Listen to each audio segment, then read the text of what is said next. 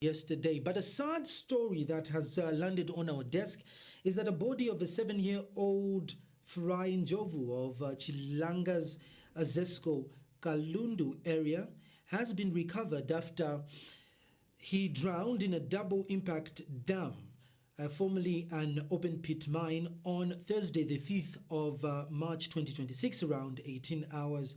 Farai drowned while attempting to retrieve his slippers after being sent to collect his mother's phone from the shop where it was charging. His body was discovered floating on the water at exactly 6 hours following comprehensive rescue efforts by the community. So we can see here that the community was working hand in hand just to ensure that they could retrieve the body of this young individual. A very sad state of affairs there. We shouldn't be losing young individuals, and so I would stress out that it's very important, when we do get sending the young ones, to also monitor the time that we do get sending them, because sometimes when it's at night, it's very, very hard to distinguish a pothole, a water body, and a land body. It's very tough. Like I really find myself stepping in a water body thinking it's land, and sometimes it is a sad state of affairs. We are with you, the family, as you do go through this very trying time. And of course, like I said, an update on the Ndaba, which was the highlight yesterday. The 2026 Zambia National Youth Indaba concluded at the Mulungushi International Center Conference with President Hakainde Hichilema urging Zambian youths to return home after studying abroad and seize opportunities in education, skills development, and entrepreneurship. Now, this is one of the things that has been talked about year in, year out, where we do have people that are trained, especially people that are in the health fraternities, talking about the nurses, the doctors, where when they get trained, they go abroad, they don't want to come back. And so the president in this case is alluding and encouraging individuals to come back home. So bringing it back home is what he stressed out. Now, he stressed that education is the best investment and equalizer regarding the potential background of an individual, and emphasized that Zambians' future depends on the youth innovations, energy, and active participation in the national development. Government has so far trained 13,163 youths, investing 17 million kwacha in innovational and entrepreneurship programs, scholarships, and internships across ministries. At the same event, Youth, Sports and Arts Minister Elvis Nkandu announced that 20,000 internships across the key government offices this year, guided by the president, providing youths with hands-on experience and leadership exposure. The president urged young people to work hard, take advantage of these opportunities, and use their skills to contribute to national growth. Minister Nkandu added that 20 youths will receive scholarships in India. 20 entrepreneurships have been awarded 100,000 each, and government is providing land for youth farming, improving school health care, and investing in sporting infrastructure to empower Zambian citizens. Let's go for that clip right now. So that our young people will be able to find space. They will be able also to participate in the growth of sport in the country. The last point that you've been looking for is access to land. Mr. President, your government again, through my ministry, we have 25,000 hectares of land in Mufumbwe. We have 1,000 hectares of land in Mpongwe. We have 5,000 hectares of land in Mpolokoso. So we want the young people to apply for these spaces. Do that with confidence. I don't like people who are downcast, always complaining, whinging. Where are you whinging? Find a space. Take your space.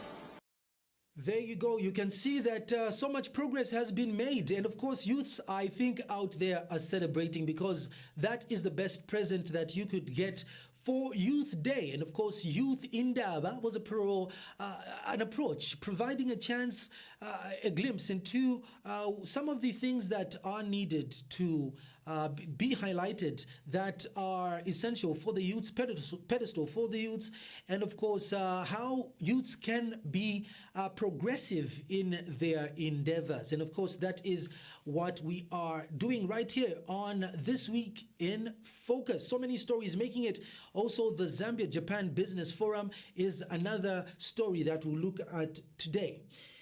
In This Week in Focus, Chililaombwe Municipal Council disposes of 300 boxes of rotten fish. 300 boxes of rotten fish. The Chililaombwe Municipal Council, through the Department of Public Health, has disposed 300 boxes of 8.5 kg each of decomposed fish out of the 2,600 boxes that were found in a truck detained at Kasumbalesa. The destroyed fish items failed to comply with the Food Safety Act 7 of 2019. The truck in question was first noticed by council officers on the 27th of February 2026 after maggots were observed underneath the vehicle while it was parked alongside the T3 road. Chililaombwe Municipal Council Chief Health Inspector Mr. Emmanuel Kasongo explained that following the suspicion, the truck bearing registration number HZ56WCGP was immediately detained. The local authority, working together with relevant stakeholders, including the Zambia Revenue Authority, Zambia Police Service, and the court, conducted a joint inspection, which led to the discovery that part of the consignment had decomposed food products. Following the inspection, 300 boxes of fish were condemned and safely disposed of in accordance with the public health regulations. The local authority has since penalized the transporter as a part of the efforts to ensure that food meant for human consumption is safe and fit for consumption. Mr. Kasongo has further appealed to businesses dealing in cold foods facilities and perishable commodities to promptly seek assistance from relevant authorities whenever they endeavor challenges that may compromise their food safety. So that's another story that has made it in the news. Imagine 300 boxes of fish. Yeah, it's not it's not a good smell. I wouldn't want to be. Just even the normal fresh fish, has got that car. But then imagine 300 boxes. And to reach a level where maggots are seen dancing underneath a truck, that is just a health hazard. And we are so glad that health authorities, inclusive of the police and stakeholders and the court, came together to ensure that, a hurdle such as this one is, is curbed. So it doesn't happen again. Health is an important aspect, especially during this time where we have the rains back into effect. And of course, cholera is also one threat that is, just devastating. The streets of Lusaka also need to be clean. This is a couple on this particular story. Food, perishables, and the streets, and people that deal in foods. Please, guys, let us make sure and ensure that the food that we have is fresh, and the environments and surfaces where this food is displayed, served to people, is also clean. Another story that we promised you is the Zambia-Japan Business Forum. Took place yesterday in Lusaka, bringing together business leaders from Zambia and Japan.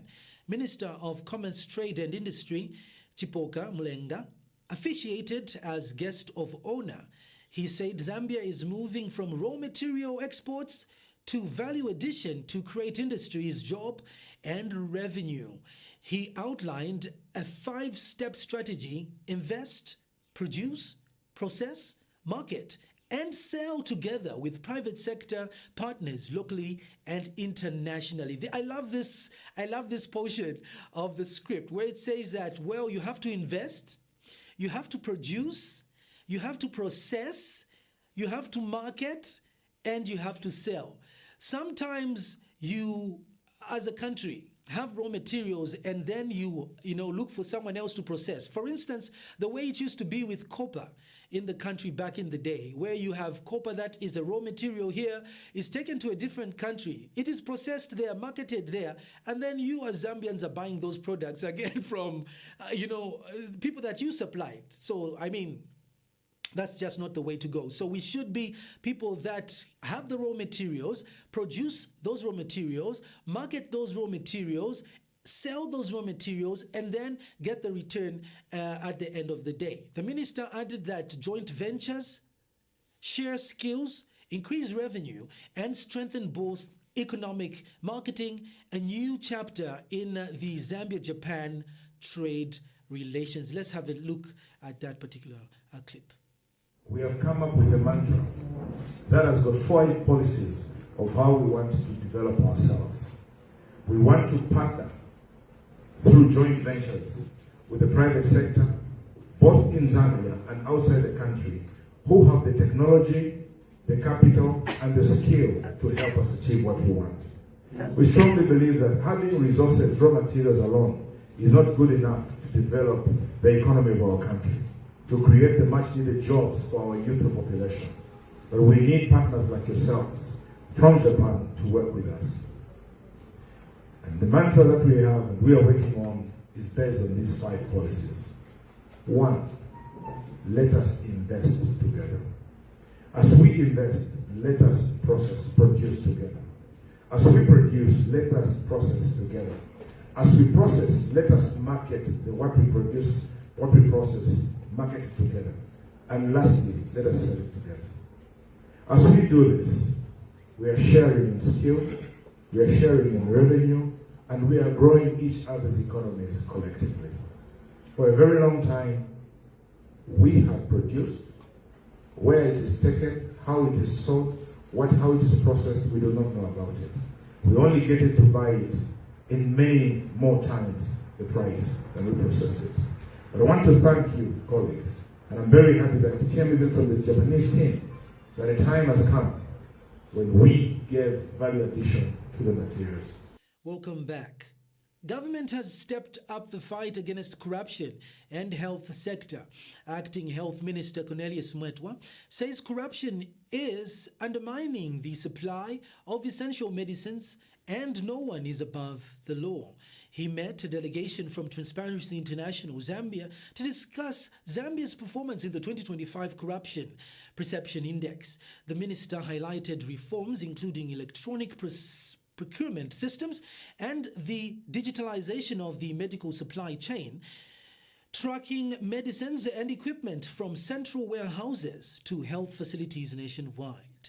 TIZ chapter president Priscilla Chansa said the meeting is part of the broader efforts to improve governance and accountability in the health sector.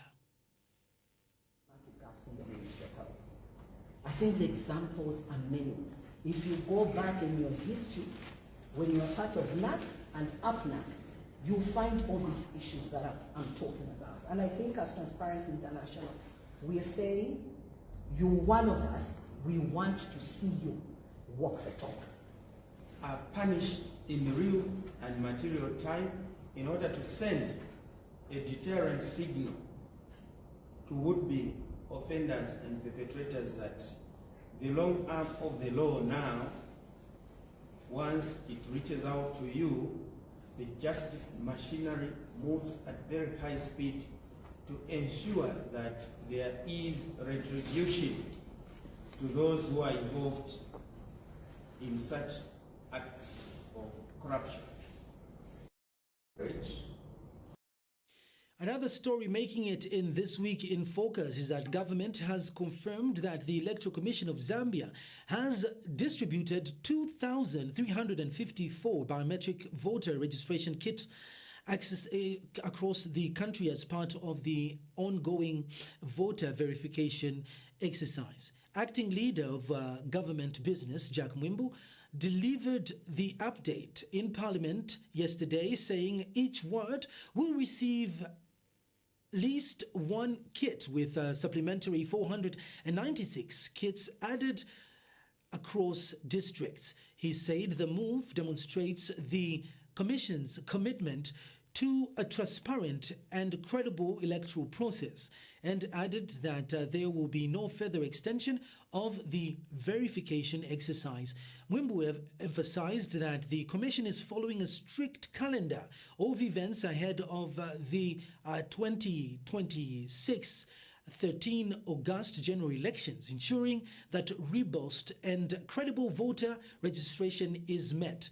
The voter registration exercise aims to ensure that all eligible Zambians confirm their details ahead of the polls.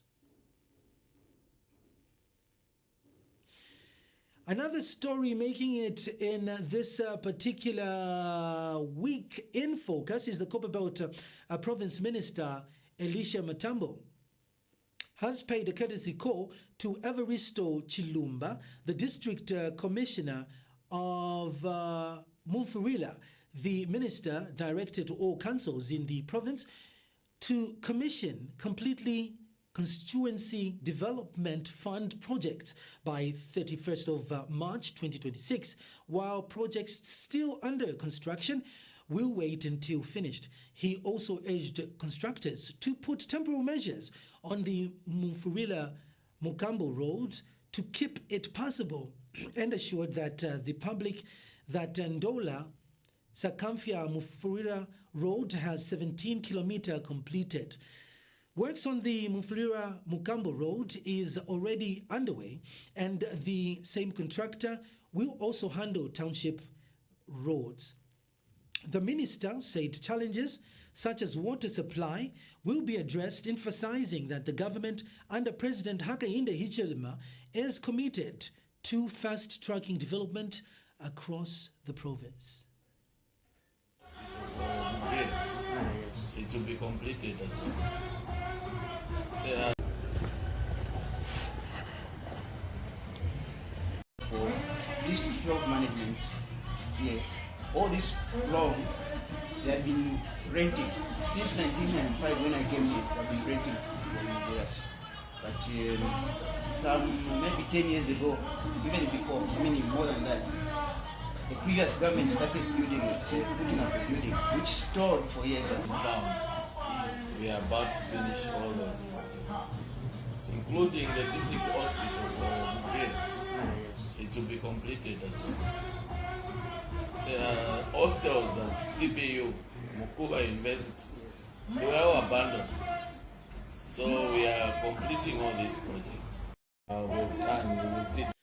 The Ministry of Mines and Minerals Development says expanding local participation in Zambia's mining supply chain will create jobs, boost economic growth, and increase value in tensions. Minister of Mines, Paul C.C. Kawuswa, made these remarks during the Lumwana Mine SME Development Program in Kalumbila District, where he toured SMEs stands and observed a cutting machine used by Mutanda Textile Company to produce protective wear for mine workers. The program trains and supports local businesses, helping them to participate fully in the mining supply chain and contribute to Zambia's industrial and economic growth. So that they are able also to expand and go full capacity into mining. As this are important because they address one of the most critical priorities of government, the growth and sustainability of small and medium enterprises in Zambia. Across the country, SMEs remain the backbone of economic activity. They create jobs, they stimulate innovation. No one, it's UPNP and agent. So those that are running, let them not lie. The whole picture was bring back the mining sector, carry the Zambians along. As the mining sector is breathing, it will employ more, 500 more have been employed, permanent jobs at the peak.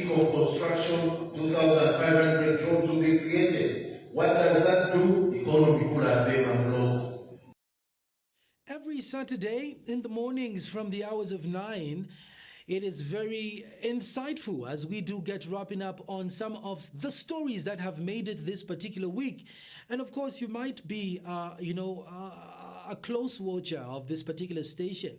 Tell your friends about it. That every day on Topstar channel 121, you get a chance to be a part of some of the happenings of news, and of course on Facebook and YouTube and other social handles. Let's look at some of these headlines for this particular day.